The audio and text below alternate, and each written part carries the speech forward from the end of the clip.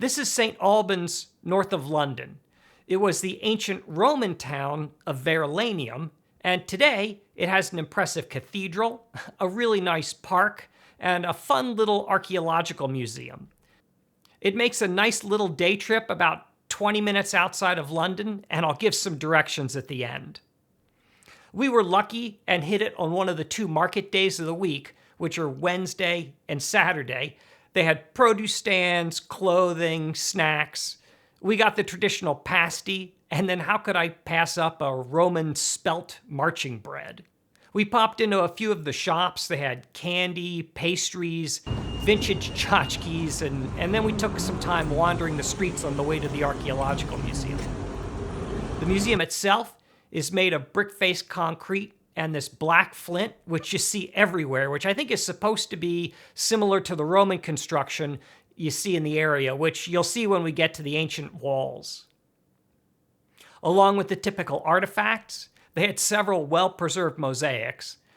The highlights include this dude with the crab claws coming out of his head, who's the Roman god Oceanus, and then there's this really nice scallop shell. Across the street from the museum is the Roman amphitheatre, which we missed. I'm still a little sour about that. We went straight out of the museum, which takes you into the city park, and if you weave around the folks playing cricket, you get to a building that houses the remains of a Roman bath that has a pretty big floor mosaic with flower motif. The path along the edge of the park follows the ancient Roman wall made from that concrete and brick with the black flint. And you can see the outline of the city gate headed to London, which was probably pretty impressive 2,000 years ago. In the center of the park is more of that ancient wall, as well as a pond that's a pretty nice walk on the way to the cathedral. Ophelia made a stop for some tea at Ye Old Fighting Cocks, which had a very long-winded sign on the side, basically saying that Oliver Cromwell once slept there. Anyway, the cathedral is another highlight. It was founded in the 8th century and has the longest nave of any cathedral in England. It was built and renovated in several stages, so it has a unique mix of different architectural styles, and they have a free tour that explains it all, which we really enjoyed. Legend has it that poor St. Albans here, about to meet his maker, was the first British martyr. He was beheaded by the Romans in about 300 AD. His shrine's in the cathedral, but you're not supposed to take pictures of it, so I didn't. Finally, we got lost headed back to the train station, wandering down a ton of these little streets, which was a lot of fun.